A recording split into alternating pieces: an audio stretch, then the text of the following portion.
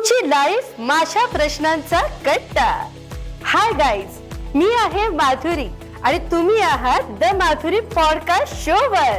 तुम्ही टॉपर पाहिलेत, तुम्ही सुपरस्टार पाहिलेत, पण तुम्ही त्यांचं बॅटल ग्राउंड पाहिलेत का?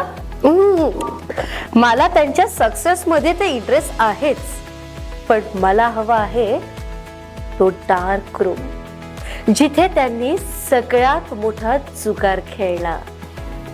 फूड किंगने 0 इन्कमचे पहिले वर्ष कसे काढले?